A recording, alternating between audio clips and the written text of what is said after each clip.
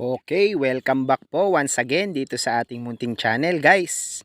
Okay, for today's video po ay magdidilig po tayo nitong ating punlaan. At mag-iistilan na rin po tayo ng net o yung kulambo na ilalagay nga po natin dito sa ating mga punlaan ng pinunlang sibuyas. Ayan po, mayayari na po natin. So ngayon lalagyan din po natin ng mga suportang tali yung ibabaw para po hindi lumundo yung ating kulambo na ilalagay o net. At ngayon naman guys ay titignan po natin at maipakita ko sa inyo yung tubo ng ating mga pinunlang sibuyas. So ayan po, marami na pong nakalusot. So bali 1 week na po sila ngayon. So ngayon po ang tamang panahon para magtanggal ng alipip. So kailangan po ganyan po ang itsura ng ating punla bago natin sila tanggalan. Kailangan hindi pa sila sumesyete. So marami pa pong lalabas dyan, marami pa pong hindi tumutubo. So ganyan po talaga, hindi sila magsasabay-sabay. Lalo na yung ibang nalalim yung tabon. So ayan po, medyo meron na pong naiiwan. So lalabas pa rin po yan. Kahapon nga po ay nag-spray na kami ng fungicide.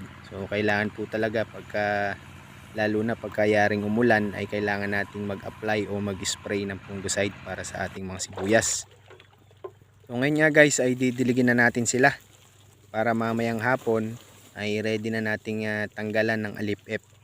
So ang purpose po ng pagdidilig natin ngayon ay para kumapit lalo yung ugat ng ating mga punla sa lupa, para mamaya pag tinanggalan natin sila ng alipip ay hindi sila karakarakang mabubunot. So yun nga guys, ngayon ay hapon na, ngayon ay magtatanggal na po kami ng alipip. So ayan, ganyan po ang tamang pagtatanggal ng alipip guys. Kailangan maingat dahil maselan po itong ating mga punla na sibuyas. Kunting galaw lang po sa kanila ay mabubunot dahil medyo mababaw at konti pa lang yung mga ugat na nakakapit sa lupa. So kailangan po ay dahan-dahan ng pagtatanggal ng alipip. Ayan guys, ibibilot lang natin at iipunin. So ayan po ang kainaman pagka po talahib ang ginamit na alipip. Madali po siyang tanggalin gaya nga po ng sinasabi ko sa inyo. Mabilis siyang ikabit, mabilis din po siyang tanggalin. O yan lang po ang difference ng paggamit ng talahib sa alipip ng palay. So yan pong mga alipip na tinatanggal natin, yan pong mga pinagamitan po natin na talahib ay itatabi po namin. Kasi po mamumunla pa po kami ng sibuyas na pula, ay magagamit pa rin po natin yan. So pipiliin lang din po namin yung mga pwede pang gamitin, yung matitigas na. Kasi po yung iba dyan ay medyo malalambot na o gato na. So hindi na po natin pwedeng gamitin yon kasi hindi na po siya tatagal sa lupa. So yung iba niyan ay itatabi po namin, tatali para magamit sa susunod na punla. Dahil katapusan po nitong September ay mamumunla na rin po kami ng kulay pulang sibuyas naman po para itanim natin doon sa kabilang po nating area, doon sa ating pinag-okrahan. O bali dalawang breed po itatanim natin, puti at saka pupula na sibuyas. Medyo mahirap din po kasing kumuha ng ganitong talahib kasi nga po gawa ng tinatabas pa to at sa tabing ilog pa po kami kumukuha. Kaya medyo matrabaho po, kaya kailangan sinupin to para makatipid na rin po tayo sa pag.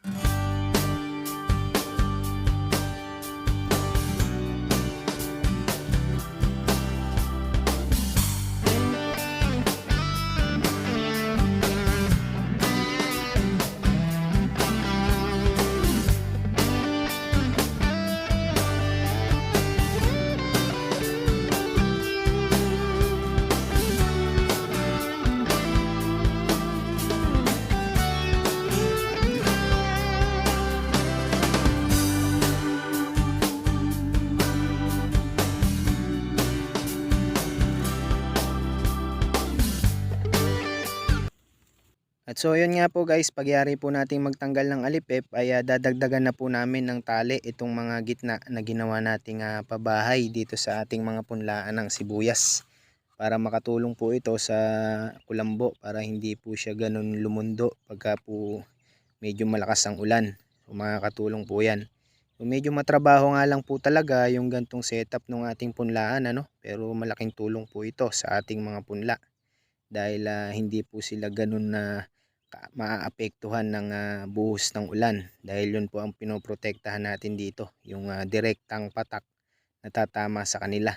Kasi nga po medyo maselan nga po itong ating mga punlang sibuyas.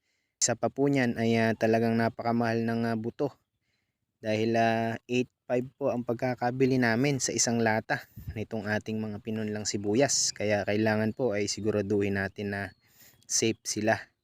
So ngayon guys ay mag-i-start na po kaming maglagay ng kulambo. So nayari na po natin lagyan ng tali yung gitna ng ating mga pabahay.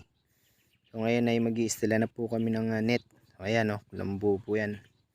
Pagkakabili po namin dyan sa 100 meters ay 2.2 dito po sa aming lugar. So ayan, sakto-sakto po, 2 kama po yung sakop na malalagyan dito sa ating punlaan. Bali ang sukat nga po nitong ating mga kulambo na ilalagay dito sa ating punlaan ay bali makakakonsumo po kami dito ng humigit kumulang 120 meters by 5 feet. 5 feet po yung haba at 120 meters naman po yung haba. So bali putol-putol po yan sa ating pag-iistila. So ganyan lang po ang pag-iistila. Kailangan ay bibi natin sa magkabilang dulo at sa mga gilid para po talagang masakop yung ating mga punlang sibuyas. So malaking suporta na po para sa kanila yan, dahil nga po itong ating pagpupunla o ating tanim ng mga sibuyas ay talagang aasahan na po natin dito na marami tayong masasagupa na mga ulan. So mga bagyo, hindi na po mawawala sa atin yan, dahil nga po pauna tayo, dahil ganyan po talaga ang sugal sa pagbabakod. Ganyan po ang kalaban talaga ng mga magsisibuyas, lalo na pagka maaga po ang paghahanda ng pagpupunla.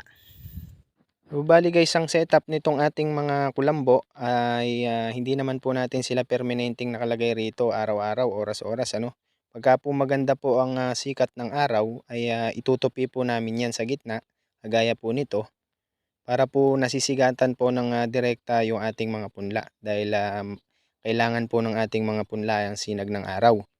At pagka lang po malakas ang ulan, doon lang po namin ilalatag yung ating mga kulambo para makasuporta nga po sa patak ng ulan.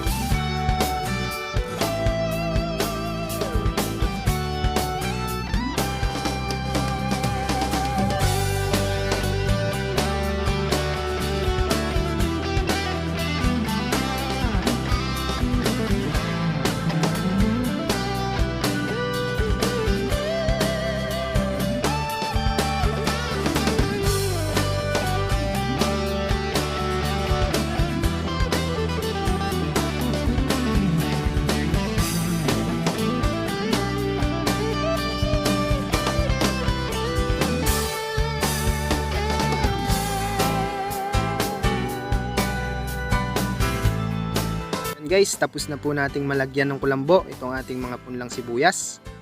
Bali hanggang dito na lang po yung ating video.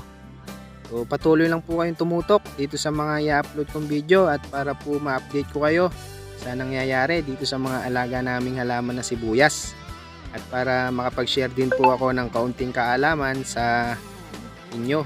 O yun guys, hanggang dito na lang po. Sa mga bago lang po na naparaan dito sa ating munting channel ay huwag nyo naman pong kalimutang mag-like, share, and subscribe. And pakihit nyo na rin po yung notification bell para lagi po kayong updated sa mga gagawin ko pa pong future videos. Hanggang dito na lang po. Happy farming!